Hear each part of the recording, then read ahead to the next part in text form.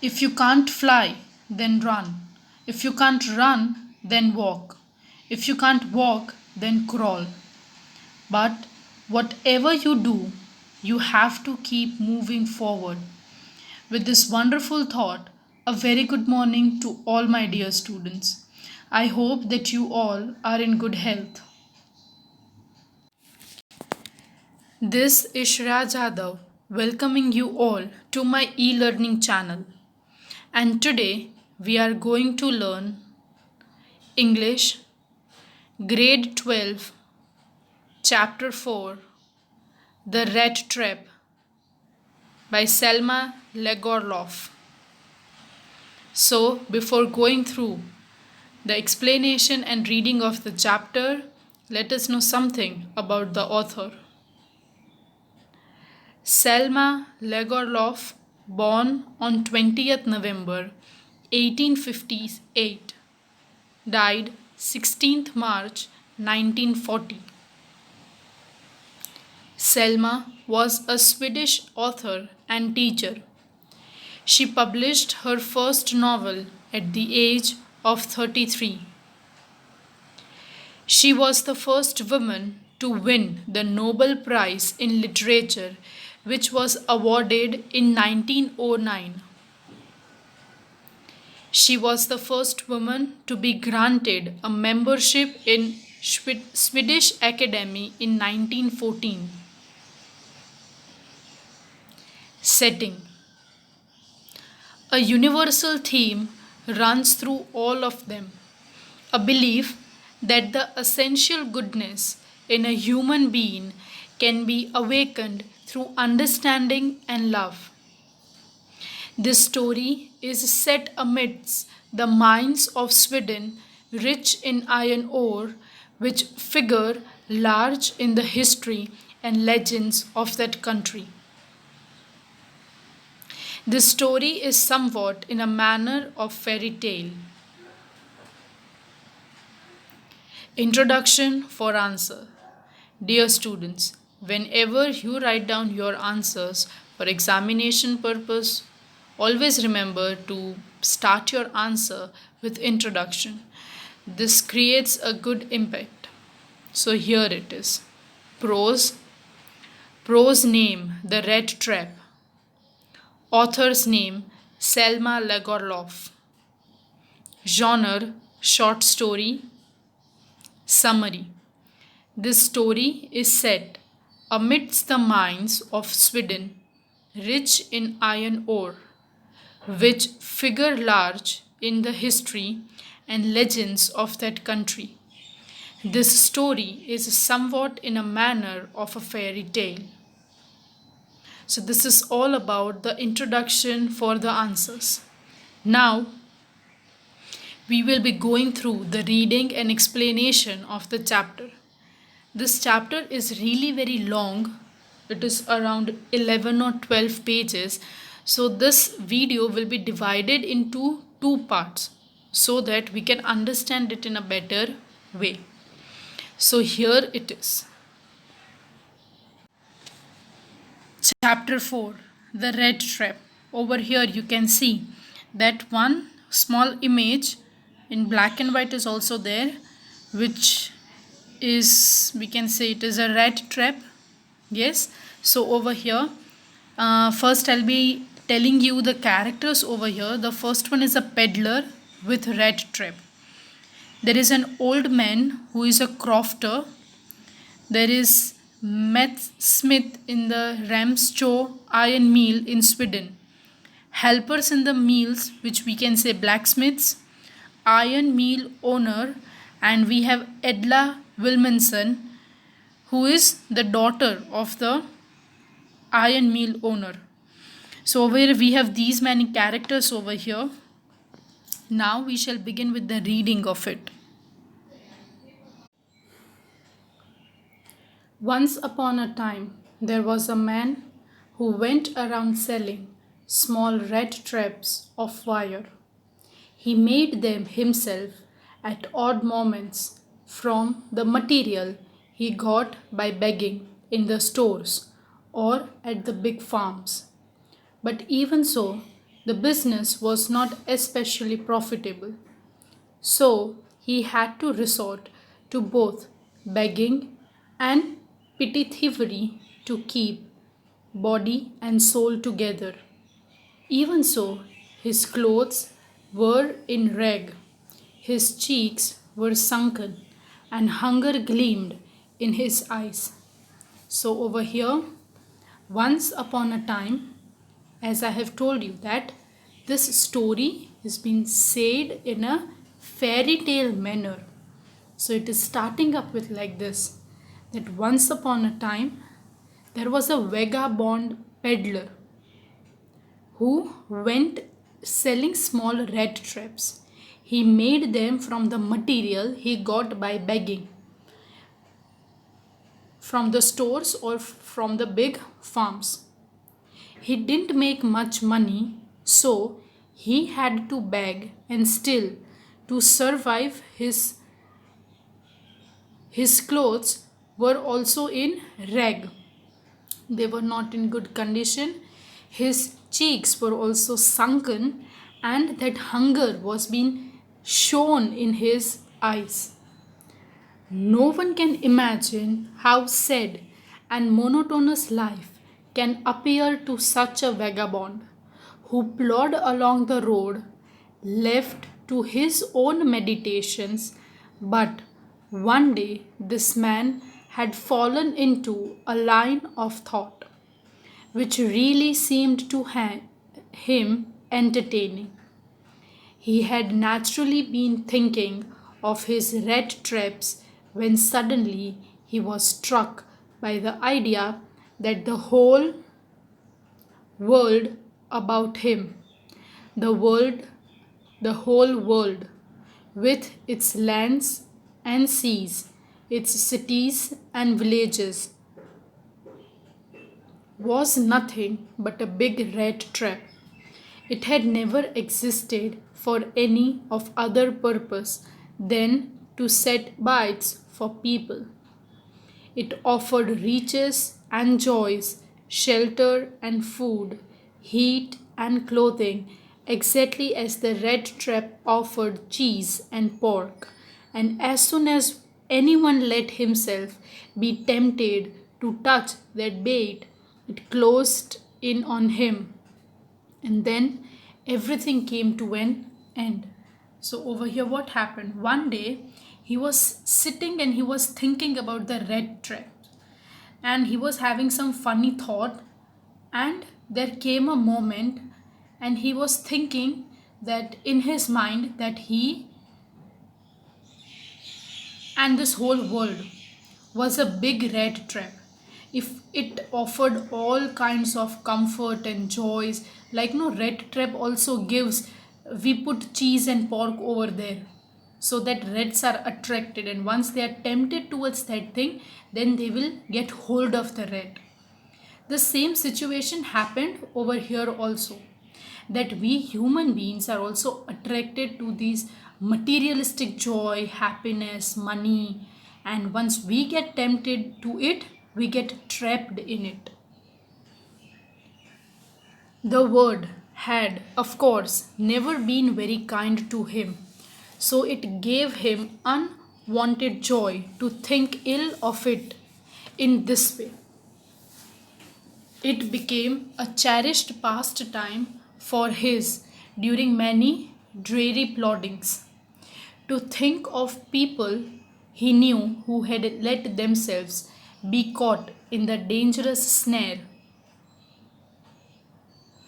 and of others who were still circling around the bait. So over here, he was having always negative thinking about it, because for him life was really very difficult. It was not that easy also for him to survive, because life was not fair with him. He was supposed to go through plenty of unwanted dangers for his survival and to keep his body and soul together. One dark evening, as he was trudging along the road, he caught sight of a little grey cottage by the roadside, and he knocked on the door to ask shelter for the night. Nor was he refused. Instead of sour faces which ordinarily met him, the owner, who was an old man without wife or child, was happy to get someone to talk to in his loneliness. Immediately he put the porridge pot on the fire and gave him supper. Then he carved off such a big slice from his tobacco roll that it was enough both for the stranger's pipe and his own. Finally, he got out an old pack of cards and played modules with his guest until bedtime. So, over here, what happened? On one dark evening, as he was walking slowly along the road, he went to a small grey cottage to request for some food and shelter for the night. The owner, who had once been a crofter living on a small farm, invited him wholeheartedly. He lived all alone and was happy to get someone to talk to. He spoke about his personal life also to the peddler, and he also said that peddler got a share of the porridge, some tobacco of his pipe, and a good night's sleep. Everything was wholeheartedly welcomed and given by that crofter. The old man was just as generous with his confidence as with his porridge and tobacco. The guest was informed at once that in his days of prosperity his host had been a crofter at Ramshaw Iron Works and had worked on the land. Now that he was no longer able to do day labor, it was his cow which supported him. Yes, that Bossy was extraordinary. She could give milk for a creamery every day, and last month he had received all 30 kroner in payment.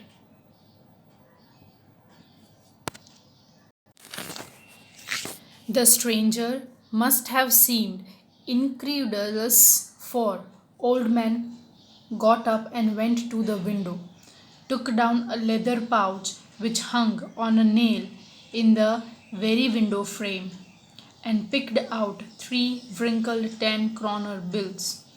These he held up before the eyes of his guest, nodding knowingly, and then stuffed them back into the pouch. The next day, both men got up in good season. The crofter was in hurry to milk his cow, and the other man probably thought he should not stay in bed when the head of the house had gotten up. They left the cottage at the same time. The crofter locked the door and put the key in his pocket. The man with red traps said goodbye and thank you, and thereupon each went by his own way.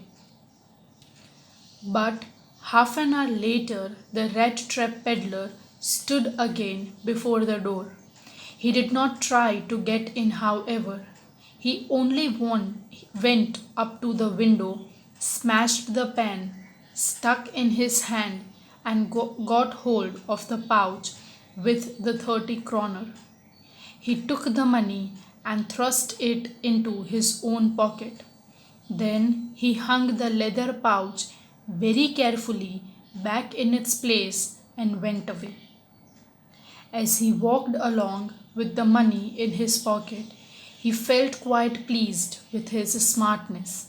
He realized, of course, that at first he dared not to continue on the public highway, but must turn off the road into the woods. During first hours, this caused him no difficulty. Later in the day, it became worse, for it was a big and confusing forest which he had gotten into. He tried to be sure to walk with a definite direction, but the paths twisted back and forth so strangely. He walked and walked without coming to the end of the wood, and finally he realized that he had only been walking around in the same part of the forest. All at once he recalled his thoughts about the world and the red trap. Now his own turn had come. He had let himself be fooled by a bait and had been caught. The whole forest, with its trunks and branches, its thickets and fallen logs, closed in upon him like an impenetrable prison from which he could never escape. So, over here, what happened? That he means the crofter informed about his prosperous days. He worked at Ramsjo Iron Works, and now, as he was old enough not to work for a labor day, now his cow was supporting him. And he also said that he had earned 30 kroners by selling the cow's milk. He also showed him the money and then put it in a pouch near the door. The peddler got a share of porridge, some tobacco for his pipe, and a good night's sleep. The crofter got up early to milk his cow, so the peddler was also forced to get up early and leave with him. However, half an hour later, the peddler returned. He went up to the window, smashed a pan, and took out the 30 kroner from the pouch and put the pouch back and went away. The peddler was quite pleased with his smartness. He avoided the public highway and turned into the forest wood, as he felt he could be safer and no one would be able to catch him. It was a big and confusing forest. He tried to walk in a definite direction. At initial stage he was confident enough, but on a later stage he was becoming confused. But the paths twisted back and forth so strangely that now he was confused as well as nervous. He walked on and soon realized that he had been walking around the same part of the forest the whole day. And now he is thinking and he is recalling back his own thoughts about the world being a big rat trap. And now it was his turn because he had let himself be fooled by the bat and he had been caught in the rat trap. The entire forest, with its trees, trunks, and branches, seemed to him like a prison that offered no escape from the forest. Finally, the peddler was exhausted.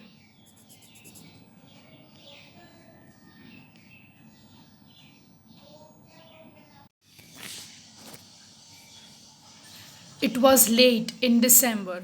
Darkness was already descending over the forest. This increased the danger and increased also his gloom and despair. Finally, he saw no way out and he sank down on the ground, tired to death, thinking that his last moment had come. But just as he laid his head on the ground, he heard a sound, a hard, regular thumping. There was no doubt as to what that was. He raised himself.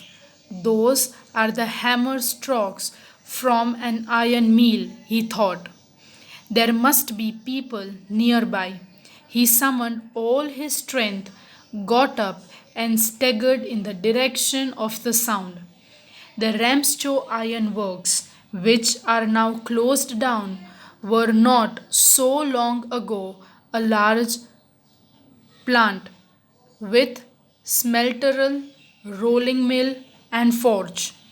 In the summertime, long lines of heavily loaded barges and screws slide down the canal, which led to a large inland lake.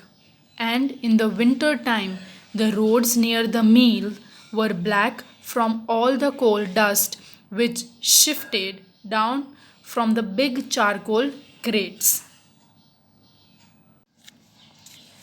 During one of the long dark evenings just before Christmas, the master smith and his helper sat in the dark forge near the furnace, waiting for the pig iron, which had been put in the fire to be ready to put on and whale. Every now and then, one of them got up to stir the glowing mass with a long iron bar, returning in few moments, dripping with perspiration. Though, as was the custom, he wore nothing but a long shirt and a pair of wooden shoes. All the time there were many sounds to be heard in the forge. The big bellows groaned and the burning coal cracked. The fire boy shoveled charcoal into the mauve of furnace with a great deal of clatter. Outside roared the waterfall. A sharp north wind whipped the rain against the brick tiled roof. It was probably on account of all these noise that blacksmith did not notice that the man had opened the gate and entered the forge until he stood close up to the furnace. Surely it was nothing unusual for poor vagabonds without any better shelter for the night to be attracted to the forge by the glow of light which escaped through the sooty pens and to came in to warm themselves in front of the fire. The blacksmiths glanced only casually and indifferently at the intruder. He looked the way people of this type usually did, with long beard, dirty, ragged, and with bunch of red straps dangling on his chest. So now what happened? That as the peddler lost his way in the forest, he was exhausted and he thought that he would die. Just then he heard the sound of the regular thumping of hammer, and then he realized that the sound was coming from an iron mill. He summoned all his strength and walked in that direction. He reached the Ramshaw Iron's work. He entered the ironworks amidst the different sounds coming from the work going on in full swing. People like him would come to the forge with some warmth and shelter. The master blacksmith rather hotly granted him permission to stay. He asked permission to stay, and the master blacksmith nodded the haughtily consent without honoring him with single word. The tramp did not say anything either. He had not come there to talk, but only to warm himself and sleep. In those days, in Ramshaw Iron Mill was owned by a very prominent iron master, whose greatest ambition was to ship out good iron to the market. He watched both night and day to see that the work was done as well as possible, and at this very moment he came into the forge on one of his nightly round of inspections. So now here we have entry of one more character, and that is the owner of the iron mill, the iron master. His only ambition was to get the best iron for the market. So his factory or his warehouse used to work for both day shift and night shift, and he would be handling both the shift. So now he had come for the inspection of how the work is going on.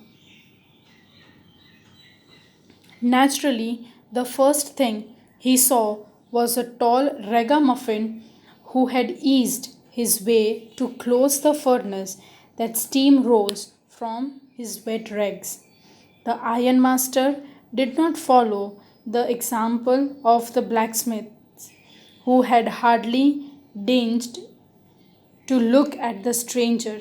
He walked close up to him, looked over him very carefully, then tore off his slouch hat to get a better view of his face.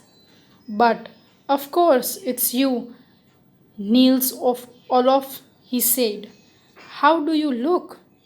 The man with the red trap had never before seen Ironmaster at Ramstrow and did not even know what his name was. But it occurred to him that if the fine gentleman thought he was an old acquaintance, he might perhaps throw him a couple of kroner. Therefore, he did not want to undeceive him all at once.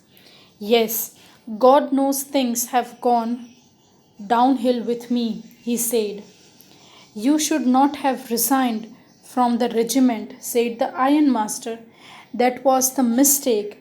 If only I had still been in the service at the time, it never would have happened. Now, well, of course, you will come home with me to go along to the manor house, and he received by the honor like an old regimental comrade. That, however, did not please the tramp. No, I couldn't think of it, he said, looking quite alarmed. He thought of 30 kroners. To go up to the manor house would be like throwing himself voluntarily into the lion's den. He only wanted a chance to sleep where in the forge and then sneak away as inconspicuously as possible. The ironmaster assumed that he felt embarrassed because of his miserable clothing. Please don't think that I have such a fine home that you can't show yourself there, he said. Elizabeth is dead, as you may already have heard. My boys are abroad, and there is no one at home except my oldest daughter and myself. We were just saying that it was too bad we didn't have any company for Christmas. Now come along with me and help us make the Christmas food disappear a little faster. But the stranger said no, and no, and again no. And the ironmaster saw that he must give in. It looks as though Captain von Stahel preferred to stay with you tonight, Stragostrom, he said to the master blacksmith, and turned on his heel. But he laughed to himself as he went away. The blacksmith, who knew him, understood very well that he had not said his last word. It was not more than half an hour before they heard the sound of the carriage wheels outside the forge, and a new guest came in. But this time it was not the iron master. He had sent his daughter, apparently hoping that he would have better powers of precautions than he himself. So, over here, when the iron master came into the forge for his inspection, he noticed Peddler. He mistook him to be a soldier friend from his army. He thought the peddler was Niles Olof. The peddler didn't try to clarify, as he thought he might get some money. The ironmaster invited him home. The peddler thought he would walk into the lion's den if he went, so he declined the invitation. The ironmaster assumed that the man was feeling embarrassed because of his poor condition. He started talking about his home and said that his wife Elizabeth was dead. His sons were settled down in abroad and he lived with his daughter Edla. The ironmaster went away and sent his daughter to convince the peddler. When Edla came to iron work, she found the man alarmed and frightened. So today we are keeping this till here only. In the next video lecture, we will be completing the story. I hope that you all have understood the story till now. Thank you for watching and have a nice day.